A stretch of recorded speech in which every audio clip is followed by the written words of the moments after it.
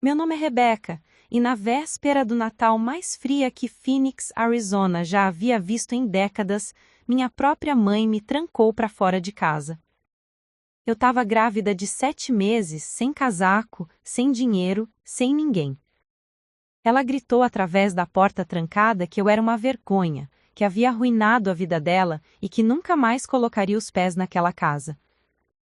Eu fiquei ali, tremendo no degrau gelado, vendo as luzes de Natal piscarem nas janelas dos vizinhos, enquanto lágrimas congelavam no meu rosto. Naquele momento, achei que havia perdido tudo. Mas o que eu não sabia era que um policial estava prestes a bater naquela mesma porta e o que ele traria mudaria tudo para sempre. Esta é a minha história. Antes de voltarmos, diga-nos de onde você está acompanhando, e se esta história o tocou, inscreva-se, porque amanhã eu guardei algo muito especial para você. Crescer na casa de Margaret Sullivan nunca foi fácil. Minha mãe sempre foi uma mulher de aparências, obcecada com o que os vizinhos pensavam, com a imagem perfeita que ela projetava para o mundo. Para quem via de fora, éramos a família modelo. Casa impecável em um bairro de classe média em Phoenix, gramado sempre cortado, decorações de Natal elaboradas que faziam as crianças da rua pararem para admirar.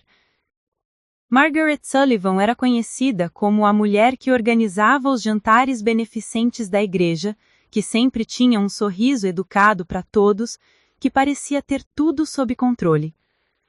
Mas dentro daquela casa de fachada perfeita, a realidade era completamente diferente. Meu nome é Rebecca Sullivan, e desde que me entendo por gente, aprendi que amor na minha casa era algo condicional. Minha mãe não me batia, não gritava descontroladamente, mas tinha uma forma muito mais cruel de me machucar. Eram os olhares de decepção que duravam dias, os silêncios gelados que preenchiam cada cômodo, as comparações constantes com as filhas das amigas dela que faziam tudo certo. Lembro de uma vez, quando tinha 12 anos. Ganhei o 2º lugar numa competição de matemática da escola. Cheguei em casa radiante, segurando o certificado nas mãos, querendo mostrar para ela que eu tinha me esforçado, que tinha conseguido algo importante. Margaret olhou para o papel, leu em silêncio, e então disse com aquela voz fria que eu conhecia tão bem: 2º lugar significa que alguém foi melhor que você, Rebecca. Não vejo motivo para comemorar mediocridade. Guardei o certificado na gaveta e nunca mais falei sobre ele. Meu pai, Thomas, morreu quando eu tinha apenas 6 anos. Um ataque cardíaco súbito que levou embora o único equilíbrio que nossa casa tinha. Eu mal me lembro dele, mas guardo fragmentos de memórias de um homem gentil, de risadas nos domingos de manhã, de mãos grandes que me erguiam no ar. Depois que ele se foi, Margaret se transformou. Ou talvez ela sempre tenha sido assim, e ele apenas suavizava as arestas. Sozinha para me criar, minha mãe canalizou toda a sua energia em construir uma imagem de força e perfeição. Ela trabalhava como gerente de recursos humanos em uma empresa de seguros, um emprego que lhe dava estabilidade financeira e, mais importante para ela, status. Margaret fazia questão de que todos soubessem que ela havia vencido na vida apesar das circunstâncias, que criava uma filha sozinha, sem precisar de ajuda de ninguém. Mas o que ninguém via eram as regras sufocantes dentro de casa. Eu tinha horários rígidos para tudo. Acordar às 6 da manhã, mesmo nos finais de semana. Café da manhã às 6h15, estudos das 7 às 8 antes da escola. Quando voltava, mais estudos, tarefas de casa com listas detalhadas do que deveria ser feito e nenhuma flexibilidade. Se eu tirasse um B em qualquer matéria, perdia o direito de sair com as poucas amigas que tinha. Se esquecesse de fazer alguma tarefa da casa, ouvia por dias como eu era irresponsável, como ela não podia contar comigo para nada. Margaret também controlava cada centavo que entrava e saía. Quando comecei a trabalhar meio período aos 16 anos em uma cafeteria perto da escola, Ela insistiu que eu depositasse meu salário em uma conta conjunta para eu aprender a poupar. Mas sempre que eu precisava de algo, tinha que pedir permissão, justificar cada gasto, ouvir palestras sobre responsabilidade financeira. Era meu dinheiro, mas eu nunca tinha controle sobre ele. Roupas, maquiagem, cortes de cabelo, tudo tinha que passar pela aprovação dela. Não vai sair vestida assim, Rebeca. O que as pessoas vão pensar? Essa frase ecoava sempre que eu tentava expressar qualquer individualidade. Eu acabei me vestindo como ela queria, me comportando como ela esperava, me moldando à imagem que ela tinha desenhado para mim. Na escola eu era menina quieta, certinha, que nunca se metia em confusão. Tinha algumas amigas, mas nunca amizades profundas, porque Margaret questionava cada pessoa que eu trazia para casa. Essa menina parece problemática, Rebeca. Você deveria escolher melhor suas companhias. Com o tempo, parei de trazer pessoas. Era mais fácil assim. A verdade é que eu cresci sentindo que nunca era suficiente. Cada conquista era minimizada, cada erro era ampliado. Margaret tinha uma habilidade especial de encontrar o lado negativo em tudo. Quando fui aceita na Arizona State University com uma bolsa parcial, achei que finalmente ela ficaria orgulhosa. Mas tudo que ela disse foi: parcial não é integral, Rebeca. Você deveria ter se esforçado mais. Aos 18 anos, quando entrei na faculdade para estudar educação, senti pela primeira vez um gostinho de liberdade. Morava ainda em casa, para economizar, mas o campus era um refúgio. Ali eu era apenas Rebeca, não a filha de Margaret Sullivan que precisava ser perfeita. Fiz amigos de verdade, participei de grupos de estudo, comecei a descobrir quem eu era realmente quando não estava sob o olhar crítico da minha mãe. Foi na faculdade que conheci Daniel Carter. Ele era diferente de todos os garotos que eu havia conhecido. Estudava engenharia, tinha um sorriso fácil e uma forma de ver a vida que me fascinava.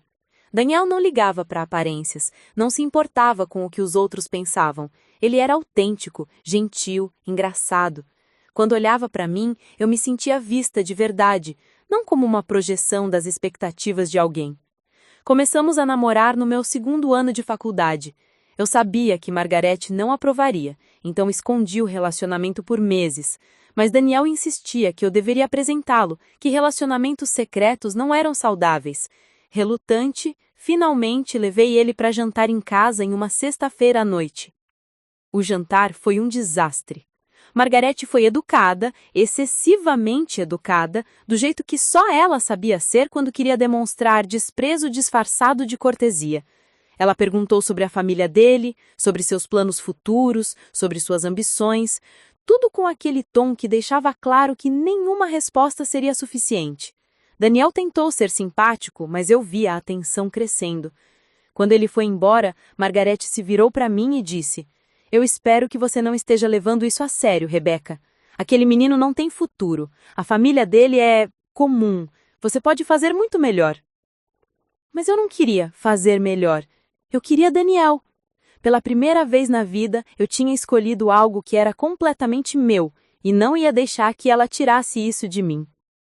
Continuamos juntos, apesar da clara desaprovação de Margarete. Nosso relacionamento se tornou meu refúgio, o único lugar onde eu podia ser vulnerável, onde podia rir sem medo de julgamento, onde podia sonhar com um futuro diferente do que minha mãe havia planejado para mim. Daniel conhecia a minha história. Eu havia contado a ele, em noites longas de conversa, sobre como crescer com Margarete havia sido difícil.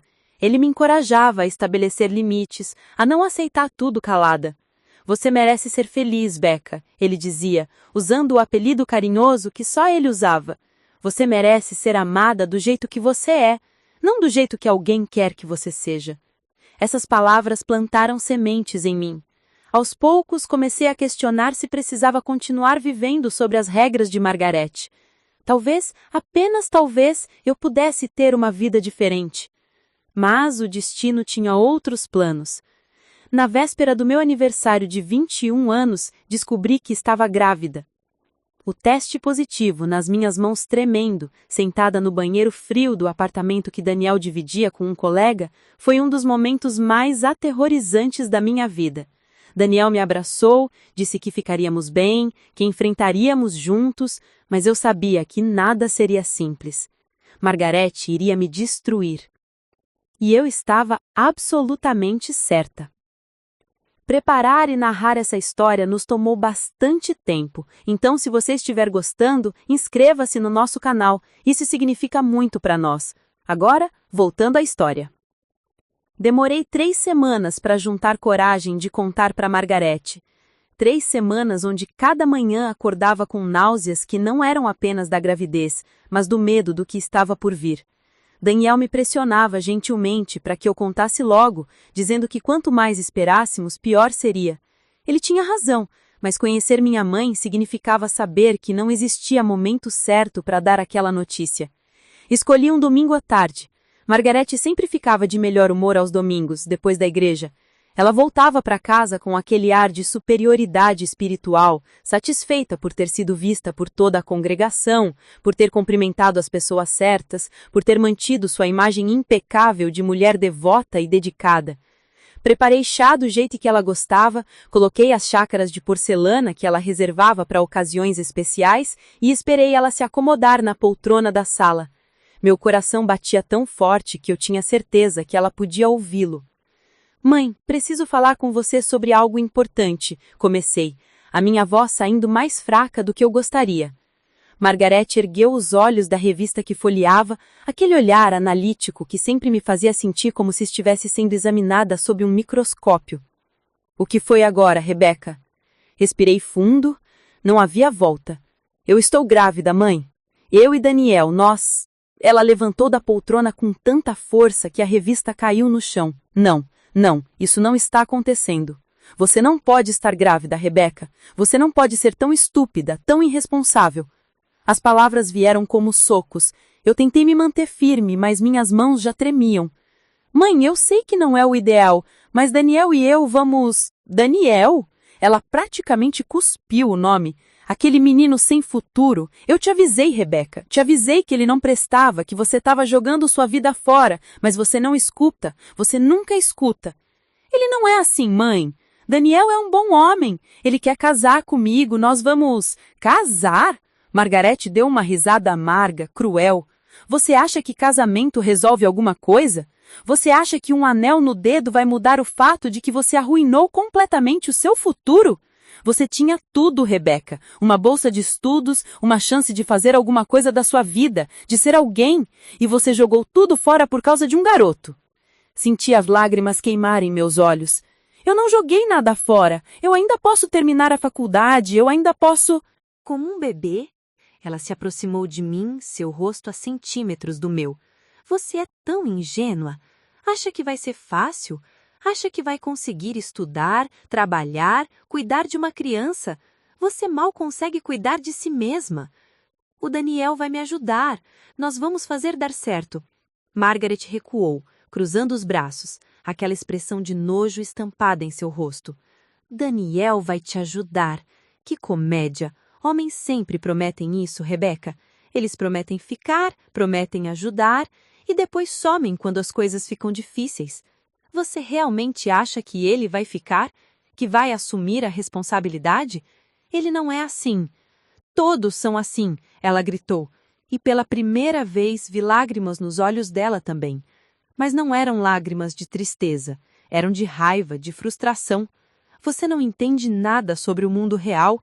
E eu sacrifiquei tudo por você, Rebeca. Tudo. Depois que seu pai morreu, eu abri mão da minha vida, dos meus sonhos, para te dar uma chance. E é assim que você me agradece? Engravidando como uma qualquer? A palavra cortou fundo. Qualquer. Como se eu fosse algo sujo, descartável. Não fale assim comigo, consegui dizer, minha voz trêmula. Eu não fiz isso para te magoar. Eu amo Daniel e nós vamos ter esse bebê, com ou sem sua aprovação. Margaret me olhou como se eu fosse uma estranha. Então você já decidiu. Vai ter essa criança, vai estragar sua vida e acha que eu vou ficar aqui te aplaudindo?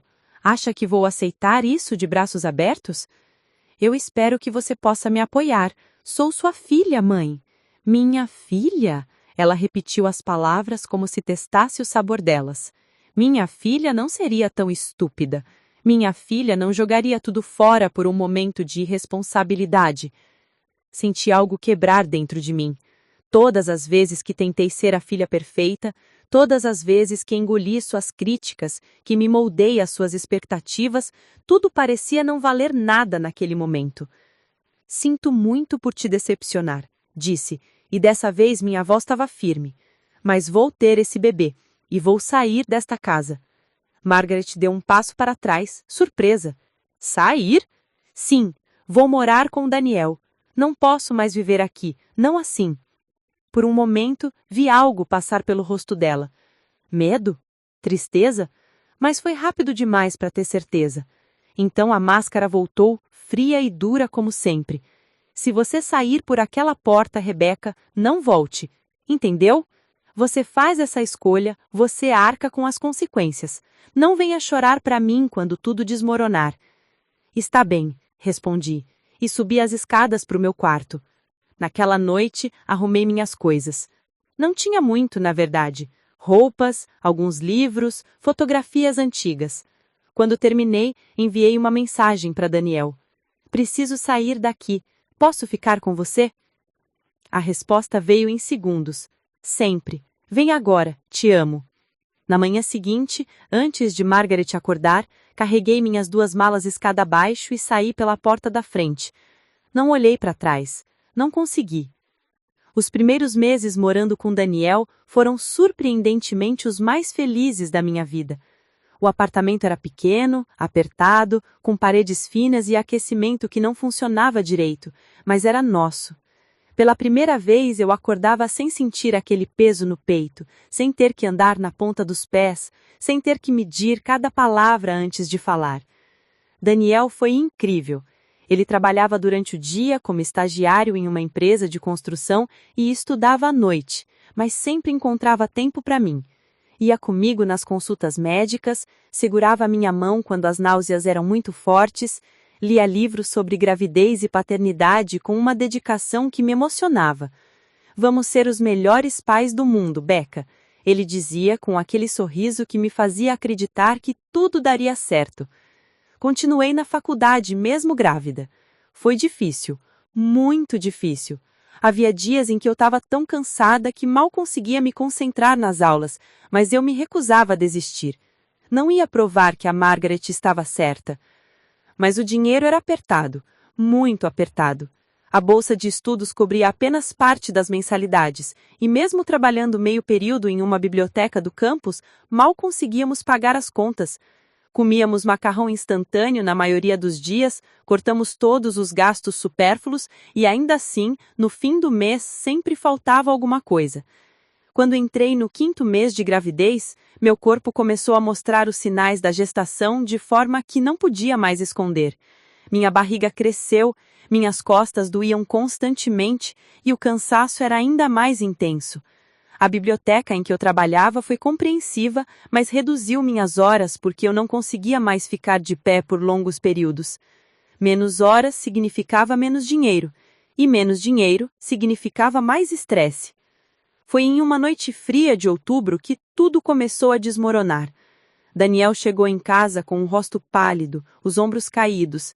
Eu estava na cozinha tentando preparar um jantar simples quando ele entrou e se sentou na mesa, sem dizer nada. O que aconteceu? Perguntei, já sentindo um medo apertar meu estômago. Fui demitido, ele disse, a voz fraca. A empresa está cortando estagiários. Eu e mais 3 fomos dispensados hoje.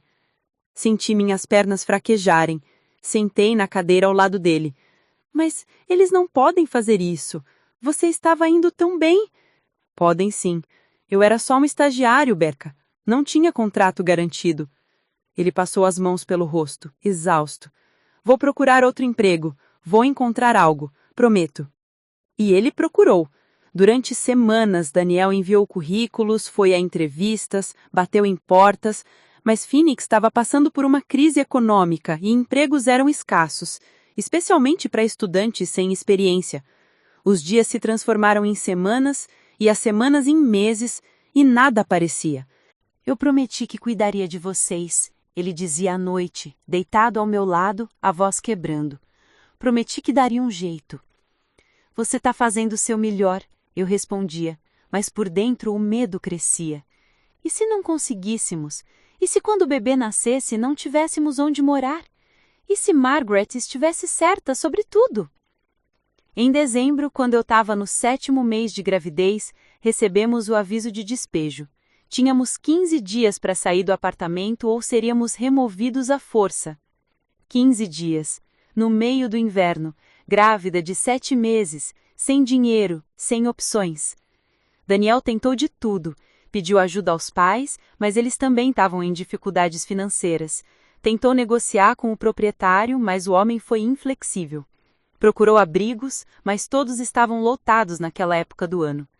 E foi assim, desesperado e sem escolhas, que Daniel tomou a decisão que mudaria tudo. Vou falar com sua mãe, ele disse uma noite, 3 dias antes do Natal. Meu sangue gelou. Não faça isso. Você não conhece Margaret como eu conheço. Becca, não temos opção. É inverno, você está grávida, vamos ser despejados. Ela é sua mãe. Talvez se eu conversar com ela, se eu explicar a situação... Ela não vai ajudar. Ela vai jogar na minha cara. Vai dizer que eu mereci e que ela avisou. Daniel segurou minhas mãos. Eu preciso tentar. Pelo nosso bebê. Por favor, deixa eu tentar. Eu não tive forças para dizer não. Estava cansada demais, assustada demais. Então assenti, mesmo sabendo no fundo que seria um erro. No dia seguinte, Daniel foi até a casa de Margaret. Eu fiquei no apartamento, sentada no sofá gasto, as mãos sobre a barriga, sentindo meu filho se mexer. Rezei para que desse certo, para que talvez Margaret tivesse mudado, para que o sangue falasse mais alto que o orgulho. Quando Daniel voltou 2 horas depois, vi pelo rosto dele que eu estava certa. Ela disse que não, ele murmurou, se deixando cair no sofá ao meu lado. Disse que você fez sua escolha e tem que viver com as consequências. Disse que não vai resgatar você de uma situação que você mesma criou. Não chorei. Já não tinha mais lágrimas para Margaret. Tudo bem, falei, minha voz surpreendentemente calma. Vamos dar um jeito. Sempre damos. Mas por dentro, senti o último fio de esperança se romper. Os dias que antecederam o Natal foram os mais sombrios da minha vida. O frio de dezembro em Phoenix não era como o inverno que muitas pessoas imaginam quando pensam em Arizona. Durante o dia, o sol ainda aquecia, mas à noite as temperaturas despencavam. E naquele ano em particular, uma frente fria incomum tinha trazido temperaturas que chegavam perto de 0 grau. Nosso apartamento, que já tinha calefação ruim, ficou quase inabitável. Dormíamos com todas as roupas que tínhamos, cobertos por todos os cobertores e toalhas que conseguíamos encontrar. Eu passava as noites acordada, não só pelo desconforto da gravidez avançada, mas pelo frio que penetrava os ossos e pelo medo constante do que viria. Daniel conseguiu um trabalho temporário em um depósito de entregas de Natal, carregando e descarregando caminhões. Eram turnos brutais de 12 horas, trabalho pesado que o deixava exausto. Ele saía às 5 da manhã e voltava às 7 da noite, tão cansado que mal conseguia falar. O pagamento era por dia, e cada centavo que ele ganhava ia imediatamente para a comida ou para tentar acumular o suficiente para um novo depósito de aluguel em algum lugar, qualquer lugar. Eu tentei procurar desesperadamente por apartamentos que pudéssemos pagar. Liguei para dezenas de lugares, expliquei nossa situação, implorei por compreensão. Mas a resposta era sempre a mesma. Sem histórico de crédito sólido, sem comprovante de renda estável e com um despejo recente no nosso nome, ninguém queria nos alugar nada. Sinto muito, mas vocês não se qualificam, ouvia repetidamente. A cada rejeição, sentia meu coração afundar um pouco mais. Tentei manter a rotina da faculdade o máximo que pude. As aulas terminariam em 1 semana para o recesso de Natal e eu precisava fazer as provas finais. Mas era cada vez mais difícil me concentrar. Sentada nas salas de aula, minha mente vagava para onde dormiríamos na semana seguinte, como alimentaríamos nosso bebê quando ele nascesse, se conseguiríamos sobreviver ao inverno. Minhas professoras notaram minha distração. Uma delas, doutora Patrícia Reis, uma mulher gentil de umas 50 anos que lecionava Psicologia do Desenvolvimento, me chamou depois da aula um dia. Rebeca, posso falar com você um momento? Fiquei para trás enquanto os outros alunos saíam. Ela me olhou com preocupação genuína. Percebi que você está tendo dificuldades. Quer conversar sobre o que está acontecendo? Por um momento considerei abrir o meu coração, contar tudo, mas então pensei em como seria humilhante, em como eu provavelmente pareceria apenas mais uma jovem irresponsável que se meteu em problemas. Balancei a cabeça. Tá tudo bem, professora, apenas cansaço da gravidez. Ela não pareceu convencida, mas assentiu. Se precisar de algo, minha porta tá sempre aberta. E, Rebeca, você pode pedir uma extensão nas provas dadas as circunstâncias. Não precisa se sobrecarregar. Agradeci, mas recusei. Não podia me dar o luxo de atrasar nada. Precisava terminar o semestre, manter a minha bolsa, porque se perdesse isso, perderia tudo. As noites eram as piores. Daniel chegava em casa completamente exausto, com as mãos calejadas e as costas doloridas. Comíamos o que conseguíamos, muitas vezes apenas arroz com feijão de lata, às vezes um ovo dividido entre nós. Ele sempre insistia que eu comesse mais, que precisava nutrir o bebê, mas eu via como ele estava ficando magro e fraco. Daniel, você precisa comer, não pode trabalhar daquele jeito com o estômago vazio. Eu tô bem, Beca, você e o bebê são mais importantes. Mas eu via que ele não estava bem. Via as olheiras duras sob os olhos dele, a forma como as roupas dele ficavam cada vez mais folgadas, como ele tremia de cansaço ao final de cada dia. Uma noite, encontrei-o chorando no chuveiro. A água fria caía sobre ele, havíamos desligado o aquecedor para economizar, e seus ombros tremiam com soluços silenciosos. Entrei totalmente vestida, abracei-o por trás, e ficamos ali, 2 jovens completamente perdidos, segurando um ao outro sob a água gelada. Eu prometi cuidar de você, ele disse entre lágrimas. Prometi que tudo ficaria bem, mas não consigo, não tô conseguindo. Não é sua culpa, sussurrei. Nada disso é sua culpa. Mas sabia que ele carregava a culpa de qualquer forma, assim como eu carregava a vergonha de ter sido rejeitada pela própria mãe. 3 dias antes do Natal, recebemos a notificação oficial de despejo. Tínhamos até o dia 24 de dezembro, ao meio-dia, para deixar o apartamento. Depois disso, o oficial de justiça viria com a polícia para nos remover. Véspera de Natal. Seríamos despejados na véspera de Natal. A ironia cruel não passou despercebida. Por toda Phoenix, famílias se preparavam para as celebrações, compravam presentes, decoravam árvores, e nós estaríamos na rua. Daniel dobrou seus esforços, trabalhou turnos extras, aceitou qualquer bico que aparecesse. Em 2 dias, conseguiu juntar $300. Era algo, mas ainda estava longe do suficiente para um novo apartamento, que exigiria primeiro mês, depósito de segurança e geralmente o último mês também. Comecei a empacotar nossas coisas. Não tínhamos muito, mas cada objeto que colocava em caixas parecia um pedaço da minha dignidade sendo guardado. A roupa de bebê que havíamos começado a comprar, algumas peças de segunda mão de brechós, os livros de estudo que representavam meus sonhos de terminar a faculdade, as fotografias de nós 2 nos primeiros meses de namoro, quando tudo parecia possível. Foi enquanto embalava essas memórias que tomei uma decisão que me envergonha até hoje. Peguei meu celular e disquei o número que havia jurado nunca mais ligar. Margaret atendeu no 3º toque. Alô? Minha garganta fechou. Por um momento não consegui falar. Alô? Quem é? Sou eu, mãe. É Rebeca. Houve uma pausa. Então, com aquela voz fria que eu conhecia tão bem, o que você quer? Engoli o orgulho, engoli a dor, engoli tudo. Mãe, nós estamos sendo despejados, na véspera de Natal. Eu tô com 7 meses de gravidez e não temos para onde ir. Por favor, só por alguns dias até conseguirmos nos organizar. Não. Uma palavra, seca, definitiva, sem uma grama de hesitação. Mãe, por favor, eu tô implorando. Não é por mim, é pelo seu neto. Seu neto, mãe.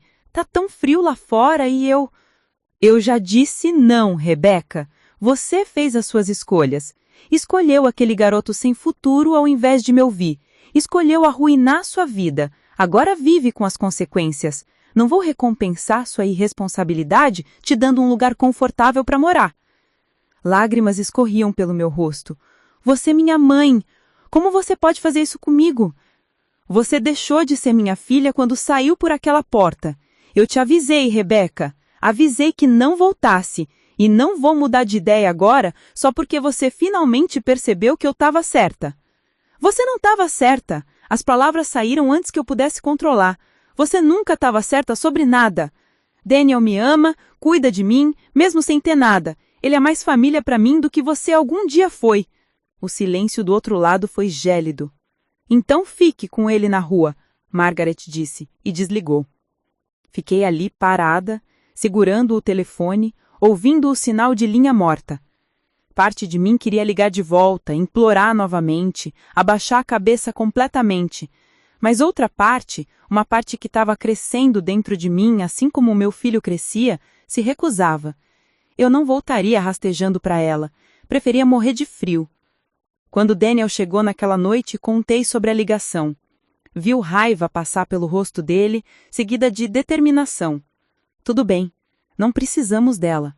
Vamos encontrar um jeito. Sempre encontramos. Mas ambos sabiam que o tempo estava acabando. No dia 23 de dezembro, nossa última noite no apartamento, ficamos acordados até tarde organizando o pouco que tínhamos. Daniel havia conseguido emprestar uma van de um colega do depósito e planejávamos guardar nossas coisas lá enquanto procurávamos uma solução. Podemos dormir na van se for preciso. Não é o ideal, mas é um teto. E eu arrumei alguns cobertores extras do depósito. Vamos ficar bem até eu receber o pagamento da semana que vem? Aí procuramos um quarto para alugar, algo pequeno, só até o bebê nascer. Assenti, tentando me convencer que seria o suficiente. Mas olhei para minha barriga enorme, senti meu filho se mexendo lá dentro e o frio me consumiu. Dormi numa van no inverno, grávida de 7 meses, parecia uma receita para desastre. Naquela noite, deitada ao lado de Daniel pela última vez naquele colchão fino no chão, olhei para o teto rachado que tinha sido o nosso céu por meses. Pensei em como chegamos ali, em todas as escolhas que fizemos, em todos os momentos que levaram a esse ponto. Pensei na primeira vez que vi Daniel, no campus, rindo com amigos, tão livre e despreocupado. Pensei no primeiro queijo, no primeiro eu te amo, no primeiro eu também, na primeira vez que sonhamos juntos com um futuro. Pensei no teste de gravidez positivo. No medo nos olhos dele que rapidamente se transformou em aceitação e amor. Pensei em como ele segurou minha mão na primeira ultrassonografia, em como chorou quando ouviu o coração do bebê batendo. E pensei em Margaret. No rosto dela quando contei sobre a gravidez, na frieza nos olhos dela, nas palavras cortantes que pareciam projetadas para me destruir. Você acha que eu sou uma mãe ruim? Eu perguntei a Daniel no escuro. Ele se virou para mim surpreso. O quê? Não, Becca. Por que tá pensando isso? Porque minha mãe me rejeitou. Porque estamos aqui, nessa situação, por causa das minhas escolhas. Porque talvez eu não devesse ter esse bebê se não posso nem dar um teto a ele. Daniel me puxou para perto, sua mão sobre minha barriga. Olha para mim. Você vai ser a melhor mãe do mundo. Sabe por quê? Porque você sabe exatamente como não ser. Você nunca vai fazer nosso filho se sentir do jeito que Margaret fez você se sentir. Isso já te torna melhor do que ela. Quis acreditar nele. Quis acreditar que tudo ficaria bem, que o amor seria suficiente, que superaríamos isso. Mas no fundo da minha alma, sentia que estava prestes a acontecer algo que mudaria tudo. Não sabia o quê, não sabia quando, mas a sensação pesada no meu peito me dizia que a tempestade ainda não tinha chegado ao seu pico. E eu estava absolutamente certa. O dia 24 de dezembro amanheceu com um céu cinza e pesado, carregado de nuvens que prometiam neve. Em Phoenix, neve era rara, quase um milagre, mas naquele inverno atípico, os meteorologistas previam a primeira nevasca em décadas. Para a maioria das pessoas, isso traria alegria, crianças animadas, sonhando com um Natal branco. Para nós, significava perigo. Acordei com dores nas costas, algo que havia se tornado constante nos últimos dias. Meu corpo estava exausto da gravidez, do estresse, da falta de nutrição adequada. Daniel já estava acordado, sentado na beira do colchão com a cabeça entre as mãos. Quando me ouviu se mexer, virou-se com um sorriso forçado. Bom dia, meu amor. Feliz véspera de Natal. A ironia das palavras pairou no ar frio do apartamento. Passamos a manhã terminando de empacotar. O oficial de justiça chegaria ao meio-dia e queríamos estar prontos. Cada caixa que carregávamos para a van estacionada lá fora parecia pesar toneladas. Não pelo peso físico, mas pelo que representava. Nossa vida inteira cabia em 6 caixas de papelão e 2 malas. Às 11h30, dei uma última olhada no apartamento vazio. As paredes tinham manchas mais claras onde nossas poucas decorações haviam estado. O carpete gasto mostrava os sulcos de onde nossos móveis ficavam. Era um lugar pequeno, mal conservado, mas tinha sido nosso lar, e agora não tínhamos nenhum. O oficial de justiça chegou pontualmente ao meio-dia, acompanhado de um policial. Entregamos as chaves sem resistência. O policial, um homem mais velho, com cabelos grisalhos e olhos gentis, olhou para minha barriga enorme e então para Daniel. "Vocês têm para onde ir?" Ele perguntou, genuinamente preocupado. "Sim, senhor." Daniel mentiu. "Vamos para a casa de um familiar." O policial assentiu, mas vi no rosto dele que não acreditava completamente. Ainda assim não pressionou. Apenas desejou boa sorte e voltou para a viatura. Entramos na van emprestada, cercados por nossas caixas e malas. Daniel ligou o motor e ficamos ali parados por um momento, sem saber para onde ir. "Podemos ficar no estacionamento do shopping por algumas horas", ele sugeriu. "Tá aquecido lá dentro. Você pode usar o banheiro, podemos caminhar um pouco. Depois, quando anoitecer, encontramos um lugar seguro para estacionar e dormir." Concordei porque não tinha alternativa melhor. Passamos a tarde vagando pelo Desert Sky Mall. As lojas estavam lotadas de compradores de última hora, pegando presentes finais, aproveitando as promoções pós-Natal. Famílias riam, crianças corriam animadas, casais caminhavam de mãos dadas olhando vitrines decoradas. E eu estava ali, grávida de 7 meses, sem teto, fingindo fazer parte daquela normalidade. Sentamos na praça de alimentação, compartilhando uma porção pequena de batatas fritas que Daniel comprou com os últimos trocados que tinha no bolso. Ao nosso redor, pessoas comiam refeições fartas, jogavam fora comida que não queriam, completamente alheias à nossa fome. Vi uma mulher jogar fora metade de um hambúrguer que mal tinha tocado. Senti meu estômago roncar. Daniel percebeu meu olhar e apertou minha mão. "Amanhã recebo o pagamento do depósito", ele disse baixinho. "Vamos comprar uma refeição de verdade, prometo." Mas amanhã era Natal. Os bancos estariam fechados. O dinheiro só entraria na conta depois. E até lá, o que comeríamos? À medida que a tarde avançava, o shopping foi esvaziando. As lojas começaram a fechar cedo para que os funcionários pudessem ir para casa celebrar com suas famílias. Olhei para o relógio, 6 da tarde. Lá fora a temperatura já estava caindo rapidamente. "Precisamos ir", Daniel disse, "antes que nos peçam para sair." Voltamos para a van. O interior já estava gelado. Daniel ligou o motor e deixou o aquecimento funcionar por alguns minutos, mas eu sabia que não podíamos desperdiçar a gasolina. Tínhamos menos de 1/4 de tanque e não havia dinheiro para abastecer. "Vou te levar para um lugar", Daniel disse de repente, com uma determinação que não ouvia na voz dele há dias. Vou te levar para a casa da sua mãe. Meu coração disparou. Daniel, não! Já conversamos sobre isso. Ela deixou claro. Não me importa o que ela disse. Você tá grávida, tá frio, é véspera de Natal. Ela é sua mãe. Ela não pode te deixar na rua. Você não conhece Margaret como eu conheço. Então deixa eu tentar de novo. Deixa eu olhar nos olhos dela e fazer ela ver o que tá fazendo. Se ela ainda disser não depois de te ver aqui, grávida, sem ter para onde ir na véspera de Natal, então vamos embora. Mas preciso tentar, Becca. Por você, por nosso filho. Não tive forças para discutir. Parte de mim, uma parte pequena e desesperada, queria acreditar que talvez ele tivesse razão. Que talvez, ao me ver ali, na soleira da porta, Margaret sentiria alguma coisa. Qualquer coisa. O trajeto até a casa onde cresci levou 20 minutos. A cada quarteirão que nos aproximávamos, sentia meu peito apertar mais. Reconhecia as ruas familiares, as casas decoradas com luzes de Natal, as famílias visíveis através das janelas iluminadas, reunidas ao redor de árvores enfeitadas. Quando viramos na minha antiga rua, vi a casa de Margaret. Ela havia se superado nas decorações daquele ano.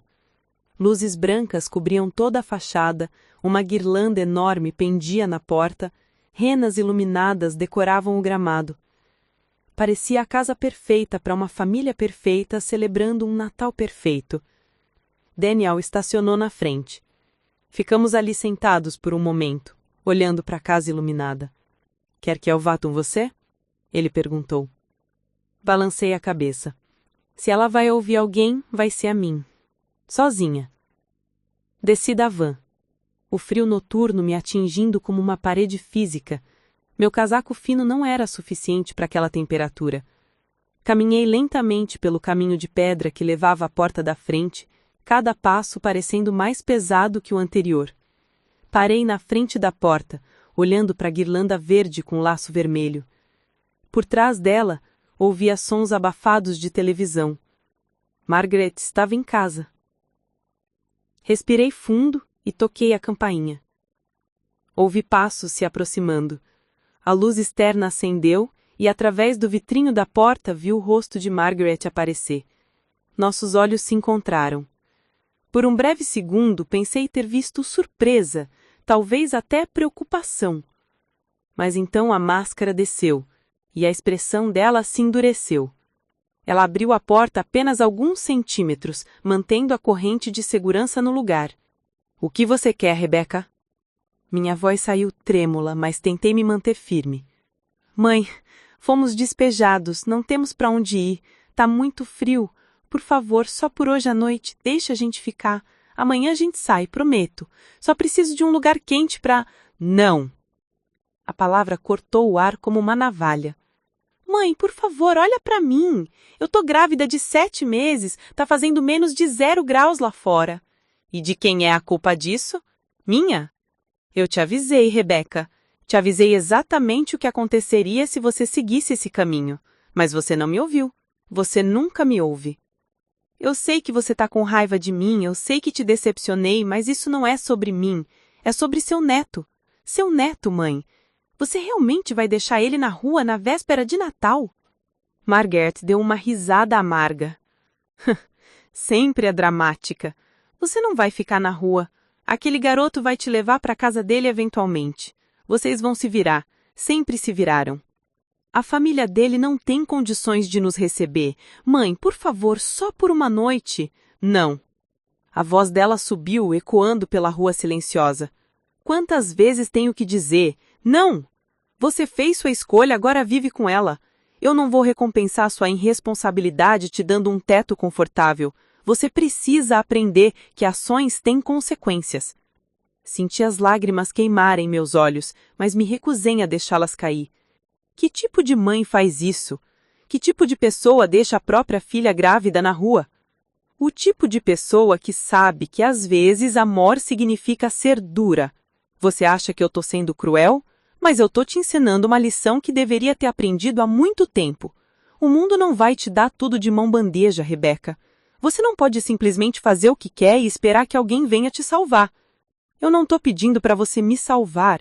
Eu tô pedindo por compaixão básica, por humanidade. E eu tô te dando a humanidade de aprender a sobreviver por conta própria. Agora sai da minha propriedade antes que eu chame a polícia. Chama! As palavras saíram antes que eu pudesse pensar. Chama a polícia, mãe! Deixa eles verem o tipo de pessoa que você é.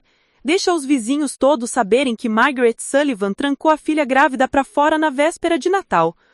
Por um momento vi incerteza passar pelo rosto dela. Olhou nervosamente para os lados, para as casas vizinhas. Sua reputação, sempre sua preciosa reputação. Mas então endureceu novamente. Você não vai me manipular, Rebecca. Não com culpa, não com vergonha. Você está aqui por suas próprias escolhas. E a única pessoa que vai te tirar dessa situação é você mesma.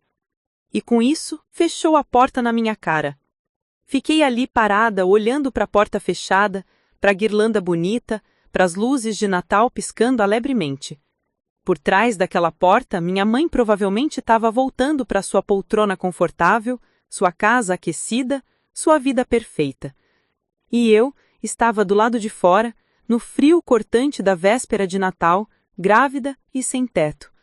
Virei-me lentamente e comecei a caminhar de volta para a van. Foi quando aconteceu.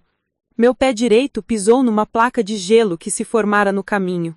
Escorreguei, tentei me equilibrar, mas minha barriga enorme me desequilibrou. Caí de joelhos no chão gelado e as mãos foram instintivamente para proteger minha barriga. A dor foi imediata e aguda, não da queda em si, mas de dentro. Uma contração súbita e violenta que me fez dobrar sobre mim mesma, ofegante.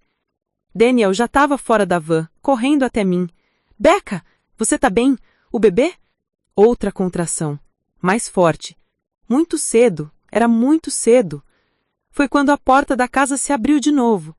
Margaret estava parada ali e pela primeira vez vi algo diferente no rosto dela.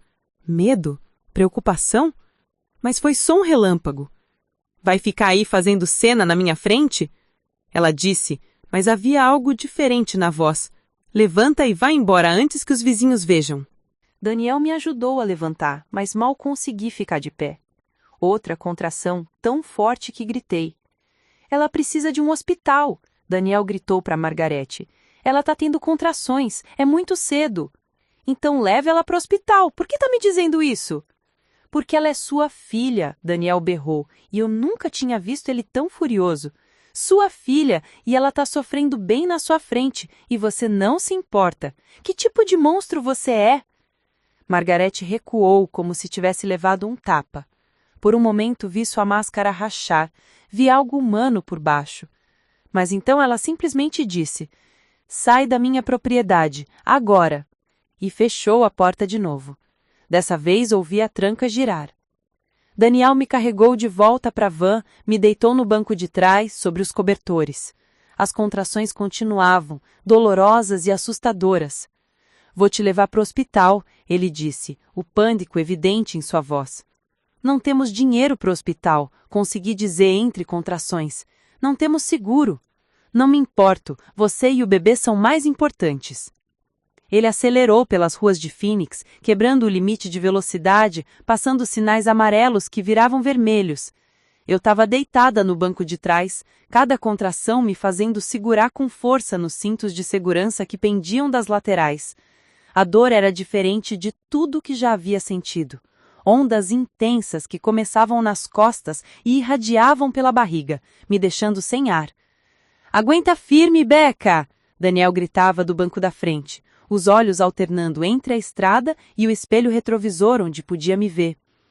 Já estamos chegando, só mais alguns minutos. Mais minutos pareciam horas. Cada segundo era uma eternidade de dor e medo. 7 meses. Meu bebê tinha apenas 7 meses. Era muito cedo. Muito cedo. Bebés nascidos com 28 semanas precisavam de cuidados intensivos, ventiladores, incubadoras, e nós não tínhamos nem dinheiro para uma consulta médica normal. As luzes do Phoenix Memorial Hospital apareceram como um farol na escuridão. Daniel entrou direto na entrada de emergência, freando bruscamente. Antes mesmo de estacionar adequadamente, já estava fora do carro, abrindo minha porta. Preciso de ajuda aqui, ele gritou para as portas automáticas. Minha namorada está em trabalho de parto prematuro. 2 enfermeiras saíram correndo com uma cadeira de rodas. Mãos firmes me ajudaram a sair da van e me colocaram na cadeira. Tudo aconteceu num borrão de movimento e vozes urgentes. Quantas semanas? Uma enfermeira perguntou enquanto me empurravam pelos corredores iluminados. 28, consegui dizer entre contrações. Primeira gravidez? Sim. Alguma complicação anterior? Sangramento? Perda de líquido? Balancei a cabeça, tentando me concentrar nas perguntas enquanto outra onda de dor me consumia. Me levaram para uma sala de exame onde mais enfermeiras e um médico jovem de plantão me transferiram para uma maca. Alguém colocou um monitor na minha barriga para checar os batimentos cardíacos do meu filho. O som rápido e forte do coração do meu filho encheu a sala, e pela primeira vez desde que caí no gelo, senti um lampejo de esperança. O bebê tá bem, o médico disse, os olhos grudados no monitor. Mas você tá tendo contrações regulares. Vamos fazer um exame para ver quanto você tá dilatada. O exame foi desconfortável e assustador. Daniel segurava minha mão, seu rosto pálido de preocupação. 3 centímetros, o médico anunciou. Vou prescrever medicamentos para tentar parar o trabalho de parto. Com 28 semanas, cada dia que conseguirmos manter o bebê dentro é crucial. Vamos também dar esteroides para ajudar os pulmões dele a se desenvolverem mais rápido, caso o parto não possa ser interrompido. Uma enfermeira instalou um acesso intravenoso no meu braço e começou a administrar medicamentos. Outra trouxe cobertores aquecidos que colocaram sobre mim. O calor foi quase overmalhante depois de horas no frio cortante. Você vai ficar em observação pelo menos 24 horas, o médico explicou. Se conseguirmos parar as contrações e você estabilizar, pode receber alta com instruções de repouso absoluto. Se as contrações continuarem, teremos que fazer o parto. Repouso absoluto. As palavras soaram quase engraçadas dada a nossa situação. Repouso onde? Na van? No estacionamento de algum shopping? Depois que o médico saiu, uma assistente social entrou na sala. Era uma mulher de meia-idade, cabelos castanhos presos em um coque, olhos gentis mais profissionais. Olá, Rebeca. Meu nome é Linda Torres. Sou assistente social aqui no hospital. Preciso fazer umas perguntas para o seu registro, tudo bem? Assenti, exausta demais para resistir. Vocês têm seguro-saúde? Daniel e eu nos olhamos. Não, ele respondeu. Eu perdi meu emprego há 2 meses, não temos mais cobertura. Linda anotou em sua prancheta sem demonstrar julgamento. Endereço residencial. Outro silêncio constrangedor. Foi Daniel que finalmente respondeu. Nós não temos um endereço fixo no momento. Linda ergueu os olhos da prancheta e vi compreensão e preocupação surgirem em seu rosto. Vocês estão em situação de rua? Engoli em seco. Ouvir em voz alta tornava tudo tão mais real. Fomos despejados hoje. Estávamos dormindo na van. E família? Alguém que possa ajudar? Pensei em Margarete, na porta fechada na minha cara, nas luzes de Natal piscando alegremente enquanto eu era virada para fora. Não, disse simplesmente. Não temos ninguém. Linda fez mais anotações, então olhou para nós com uma expressão gentil. Tudo bem, vamos cuidar de vocês. Primeiro vamos nos concentrar em estabilizar você e o bebê. Depois conversamos sobre opções. Existem recursos disponíveis para situações como a de vocês. Não precisam enfrentar isso sozinhas. Suas palavras deveriam ter sido reconfortantes, mas tudo o que senti foi vergonha. Recursos, caridade. Éramos agora estatísticas, casos de assistência social, exemplos de jovens que não planejaram adequadamente. Linda saiu prometendo voltar depois. Ficamos sozinhos na sala. Apenas o som do monitor fetal preenchendo o silêncio. Eu sinto muito, Daniel disse de repente, sua voz quebrando. Sinto muito por tudo isso, por não conseguir te dar uma vida melhor, por não ter um lugar seguro para o nosso filho nascer. Para! Interrompi, apertando sua mão. Nada disso é sua culpa, nada. Você tem feito tudo o que pode, mais do que tudo. Mas não é suficiente, é? Você tá aqui em trabalho de parto prematuro porque estava no frio, porque estava sob estresse, porque não tive condições de te dar estabilidade. Daniel, olha para mim. Esperei até ele erguer os olhos. Você me deu mais amor em 1 ano do que minha mãe me deu em toda a minha vida. Você ficou quando ela me abandonou. Você trabalhou até a exaustão para nos sustentar. Você me faz sentir amada, protegida, valorizada. Isso vale mais do que qualquer casa ou dinheiro. Ele se inclinou e beijou minha testa, lágrimas escorrendo pelo seu rosto. Vou consertar isso, prometo. Vou encontrar um jeito. Passei a noite no hospital flutuando entre o sono e a vigília. Os medicamentos deixaram as contrações mais espaçadas, menos intensas, mas não pararam completamente. Enfermeiras entravam regularmente para checar sinais vitais, ajustar medicamentos, monitorar o bebê. Daniel dormiu numa cadeira desconfortável ao meu lado, se recusando a ir embora, mesmo que as enfermeiras sugerissem que ele fosse para casa descansar. Casa, como se tivéssemos uma. Na manhã de Natal, acordei com luz fraca do sol entrando pela janela.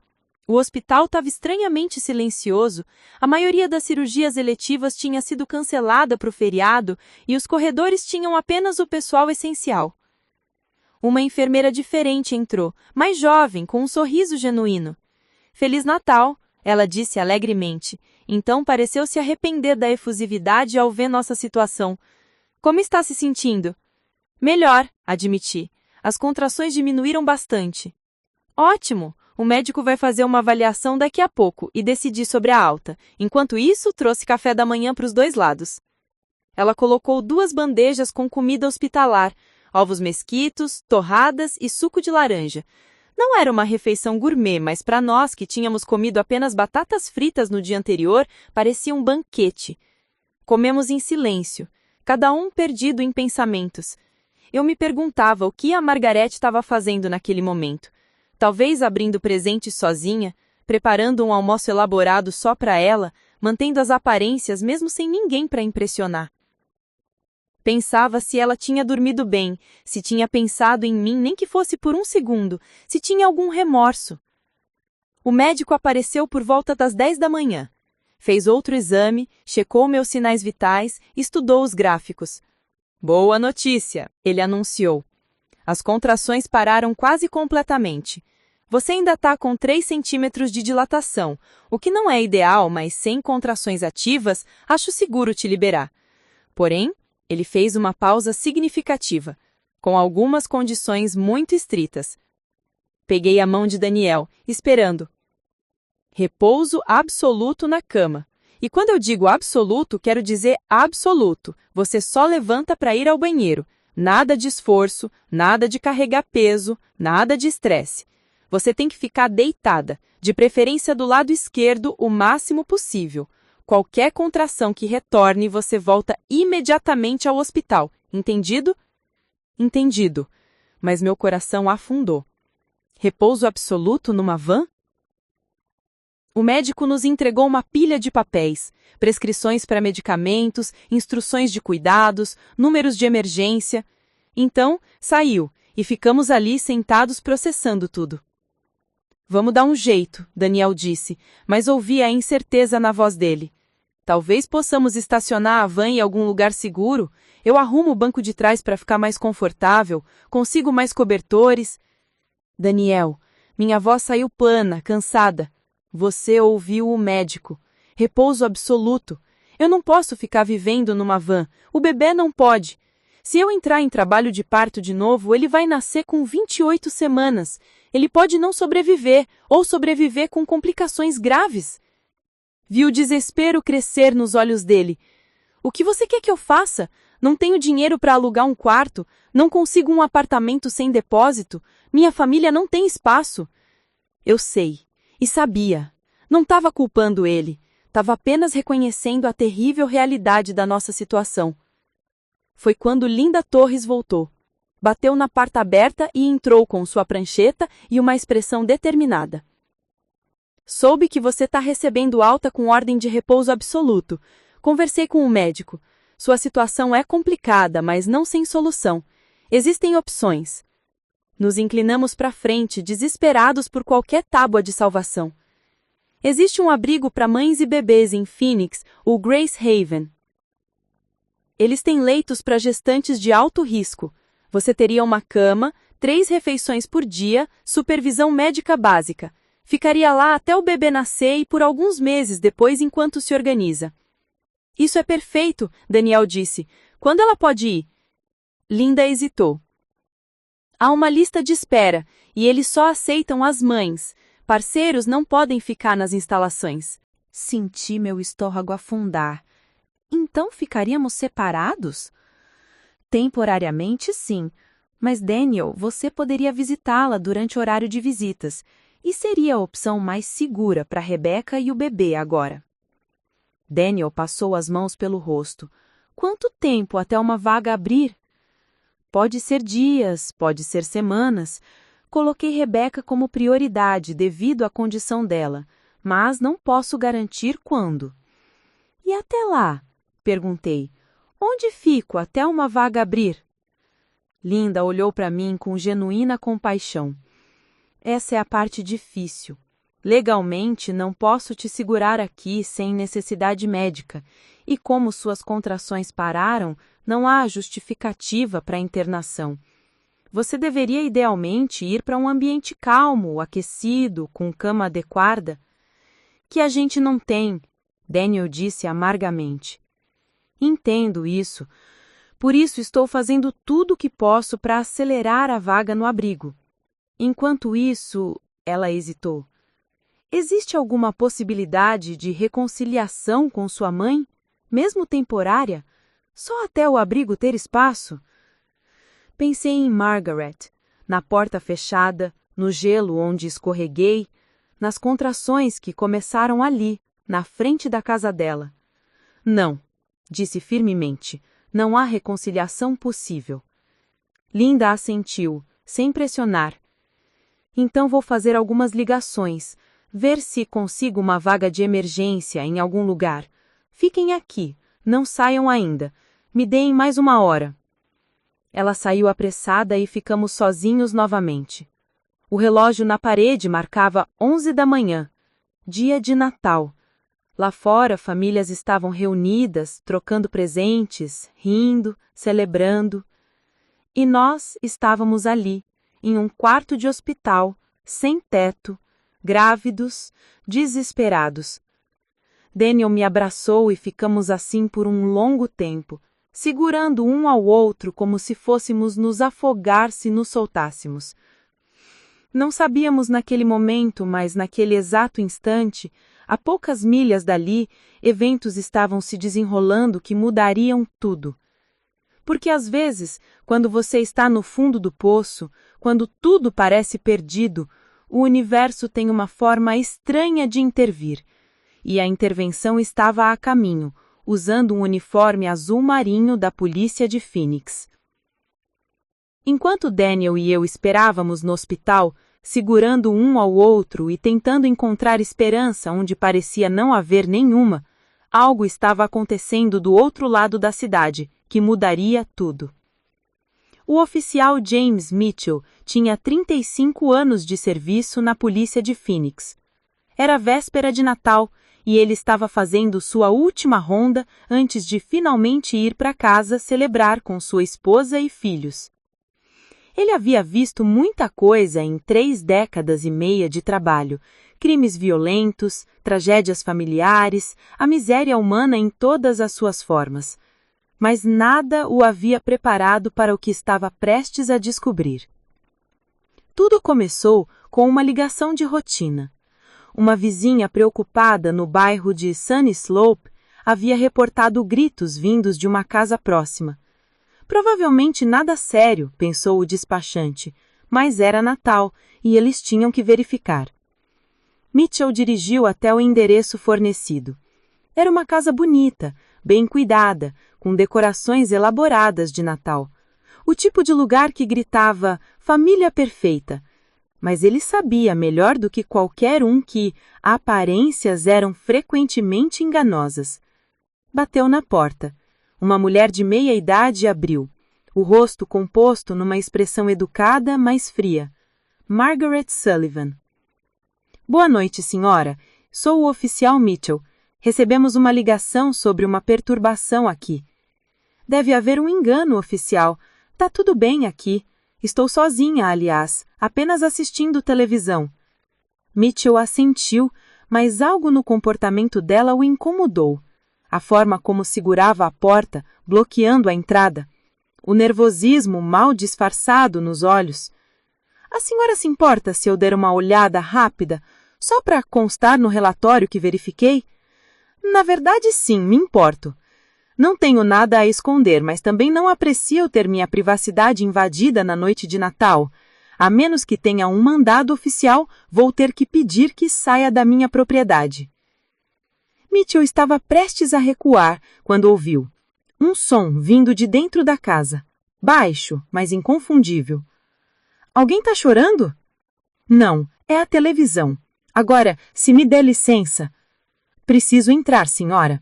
Ouvi alguém em angústia. Tenho causa provável. Margaret tentou fechar a porta, mas Mitchell já havia colocado o pé no vão. Saia da frente, senhora, agora. O que ele encontrou dentro mudou tudo. No que deveria ser um quarto de hóspedes, Mitchell descobriu uma cena que o deixou sem palavras.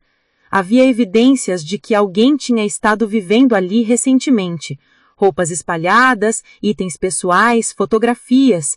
E, numa caixa de sapatos escondida no armário, ele encontrou algo que fez o sangue dele gelar. Documentos. Dezenas deles. Extratos bancários, formulários fiscais, declarações de investimentos, todos em nome de Rebecca Sullivan. E todos mostrando quantias substanciais de dinheiro. A herança que o pai de Rebecca tinha deixado quando morreu. Um fundo fiduciário que deveria ter sido transferido para ela quando completasse 18 anos. Anos de depósitos de salários que ela pensava que sua mãe estava guardando para ela. Margaret roubou tudo. Por anos. Centenas de milhares de dólares que pertenciam legalmente a Rebecca, manipulados, transferidos, escondidos em contas no nome de Margaret. E havia mais. Cartas. Cartas que nunca foram entregues. De universidades oferecendo bolsas integrais que Rebecca nunca soube que tinha recebido. De programas de assistência estudantil que teriam coberto todas as suas despesas. De oportunidades que Margaret deliberadamente ocultou dela. Mitchell olhou para Margaret, que estava pálida, encostada na parede. Acho que a senhora tem muito a explicar. De volta ao hospital, Linda Torres voltou ao nosso quarto com uma expressão estranha no rosto, uma mistura de confusão e algo que parecia esperança cautelosa. Rebecca, há um policial aqui pedindo para falar com você. Diz que é urgente. Meu coração disparou. Polícia? Por quê? O que tínhamos feito de errado? Daniel apertou minha mão quando o oficial Mitchell entrou no quarto. Ele era um homem grande, com cabelos grisalhos e uma presença que normalmente seria intimidadora, mas seus olhos eram gentis.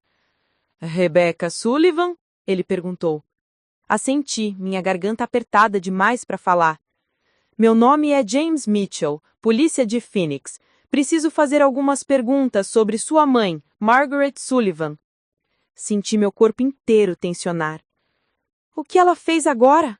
Ela te mandou aqui? Porque eu não fiz nada de errado, oficial. Eu só... Você não está em apuros, Mitchell disse rapidamente, erguendo as mãos em gesto tranquilizador. Na verdade, ao contrário. Estive na casa de sua mãe hoje respondendo a uma chamada e encontrei algumas coisas que acho que você deveria saber. Pelos próximos 20 minutos, Mitchell nos contou tudo. Sobre os documentos que encontrou, sobre o dinheiro roubado, sobre as cartas escondidas, sobre anos de manipulação financeira e emocional que iam muito além do abuso psicológico que eu já conhecia. Com cada palavra, senti como se o chão estivesse desaparecendo sobre meus pés. Não era só que Margaret não me amava. Não era só que ela era dura e crítica. Ela tinha ativamente sabotado minha vida. Tinha roubado o meu futuro. Tinha garantido que eu permanecesse dependente, controlada, sem opções. A herança do meu pai? Consegui dizer, minha voz saindo como um sussurro. Ele deixou dinheiro para mim? 350 mil dólares, em um fundo fiduciário que deveria ter sido transferido para você quando completasse 18 anos. Sua mãe forjou documentos, transferiu o dinheiro para contas dela e te disse que não havia herança alguma. Daniel soltou um palavrão baixinho ao meu lado. E as bolsas de estudos? Minhas mãos tremiam. As cartas? Pelo menos 5 universidades diferentes ofereceram bolsas integrais baseadas em suas notas e redações, incluindo 2 universidades da Ivy League. Sua mãe interceptou todas as correspondências. Você nunca soube que tinha sido aceita. Senti algo quebrar dentro de mim. Não era raiva, não ainda. Era uma dor tão profunda, tão absoluta, que não tinha palavras para descrever. Minha vida inteira tinha sido uma mentira. Cada sacrifício que pensei que teria que fazer, cada limitação que eu aceitei, cada vez que me senti insuficiente, tudo havia sido orquestrado por ela. Onde ela está agora? Daniel perguntou, sua voz tensa de raiva mal contida. Sob custódia, sendo interrogada sobre fraude financeira, apropriação indébita, falsificação de documentos. As acusações ainda estão sendo compiladas, mas ela vai responder por isso criminalmente. E civilmente, você tem direito de processar por danos.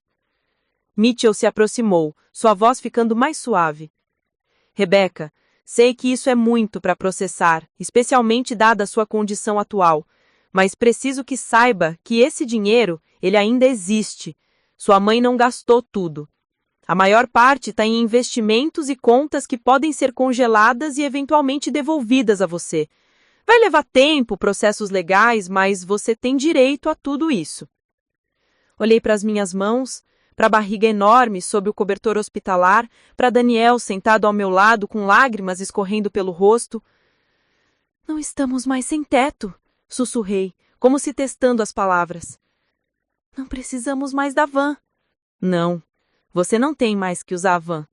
Na verdade, eu tomei a liberdade de contatar um advogado de direitos das vítimas que trabalha pro bono em casos como o seu.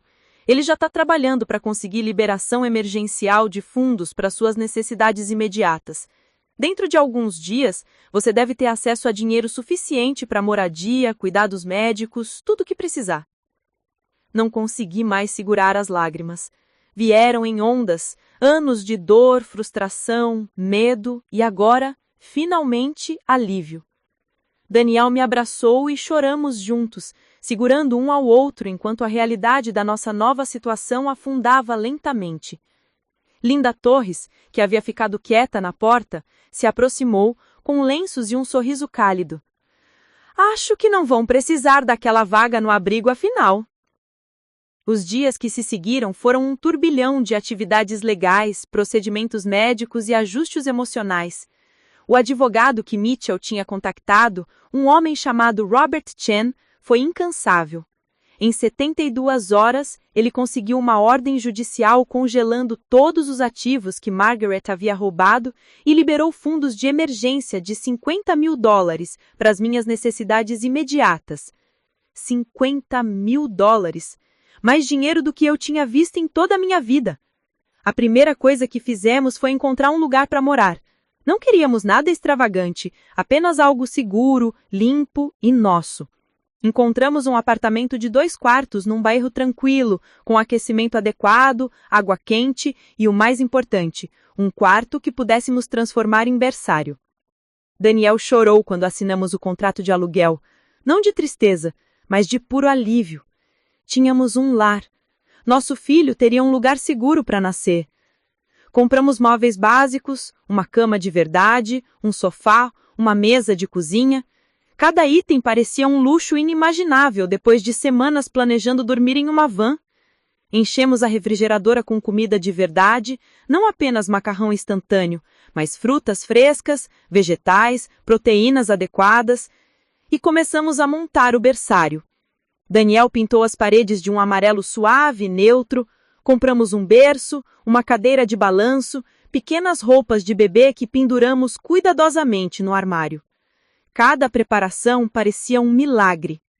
Segui religiosamente as ordens de repouso do médico. Passava meus dias deitada, lendo books sobre maternidade, fazendo cursos online para terminar o semestre da faculdade. A universidade tinha sido incrivelmente compreensiva quando expliquei a situação, oferecendo extensões e trabalhos alternativos. As semanas passaram, 29 semanas, 30, 31. Cada semana que o bebê permanecia dentro era uma vitória.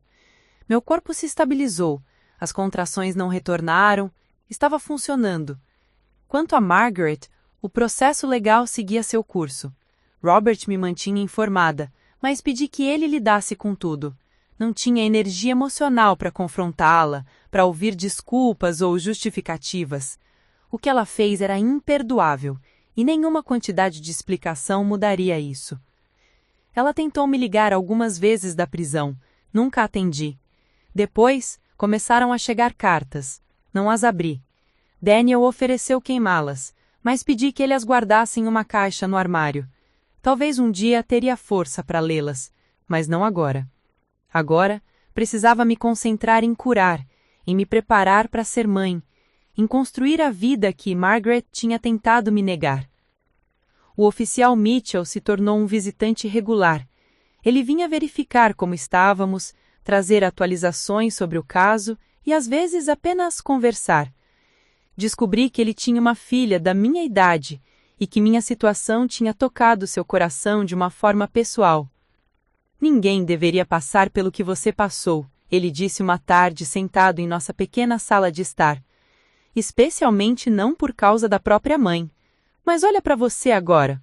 Sobreviveu, está construindo uma vida. Vai ser uma mãe incrível, porque sabe exatamente que tipo de mãe não quer ser.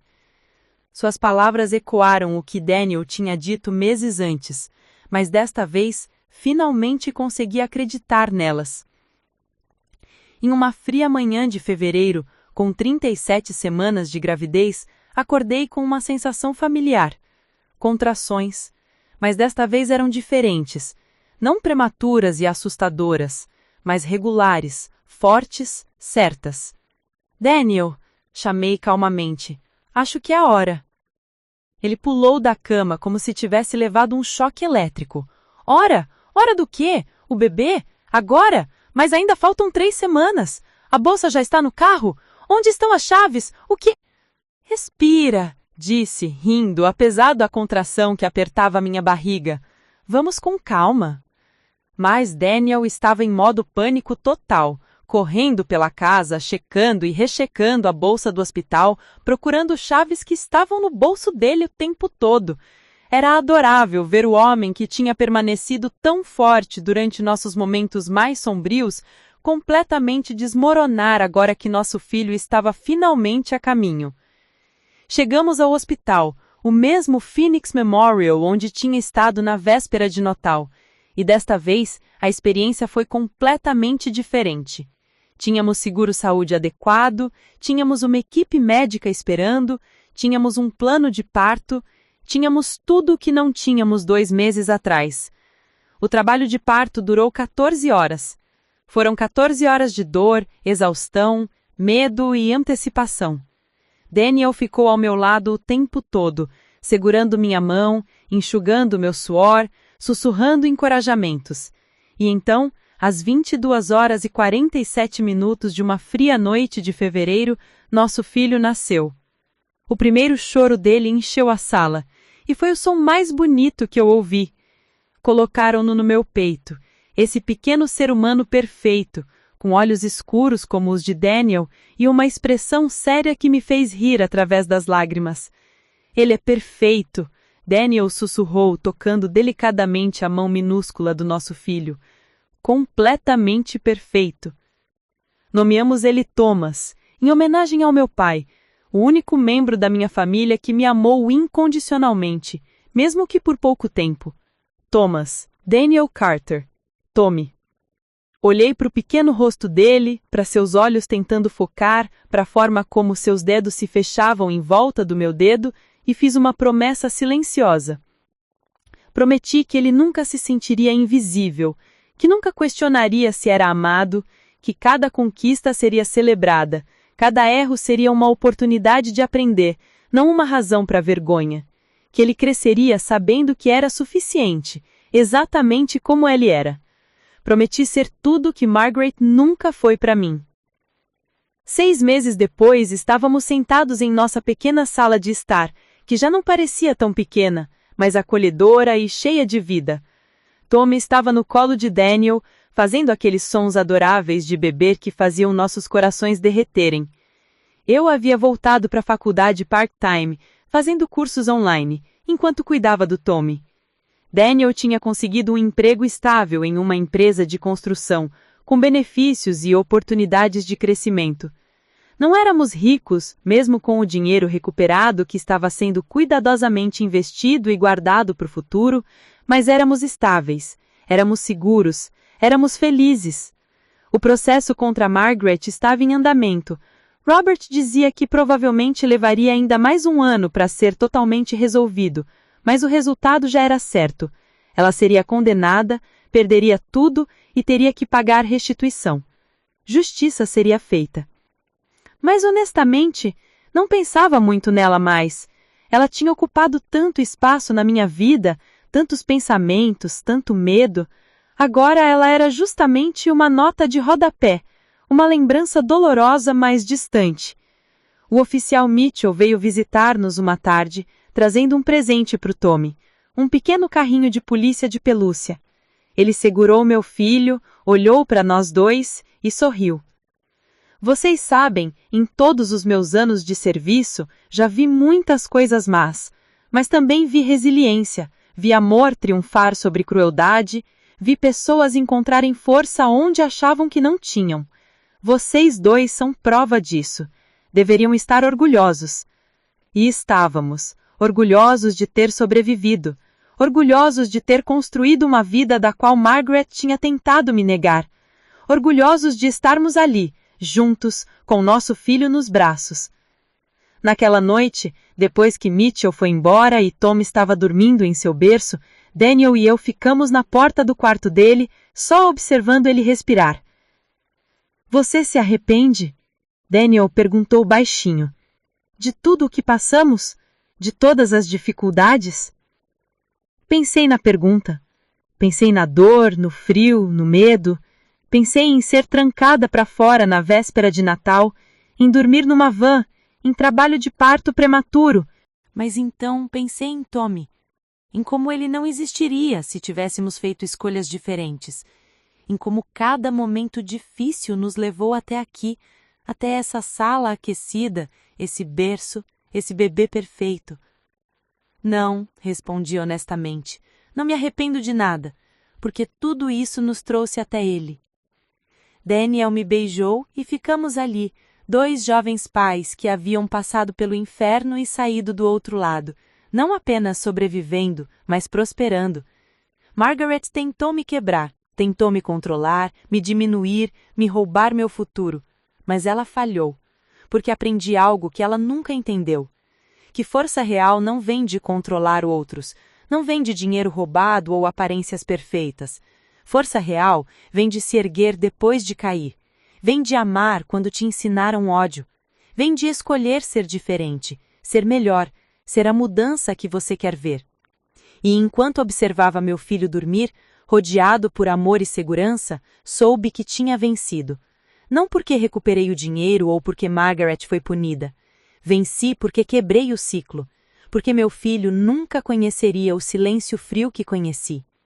Porque ele cresceria sabendo que era amado, incondicionalmente, completamente, perfeitamente.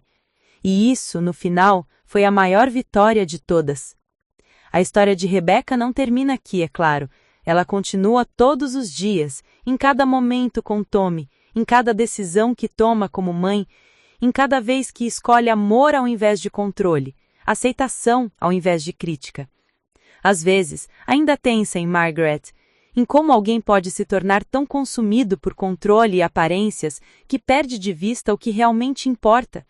E sente pena dela, porque Margaret perdeu a chance de conhecer seu neto, de fazer parte dessa família bonita que emergiu das cinzas de sua crueldade. mas principalmente, Rebeca olha para frente, para o futuro que está construindo tijolo por tijolo, escolha por escolha. Um futuro onde Tommy crescerá sabendo que é amado, onde ele terá a liberdade de cometer erros e aprender, onde ele nunca precisará se perguntar se é suficiente, porque ele sempre foi, e ela também. E essa verdade simples, descoberta na noite mais fria e escura de sua vida, ilumina cada dia desde então. A seguir, você encontrará mais 2 histórias imperdíveis bem na sua tela. Se esta te agradar, não perca as outras, é só clicar e conferir. E não se esqueça de curtir, se inscrever e ativar o sininho de notificações para não perder nenhuma novidade.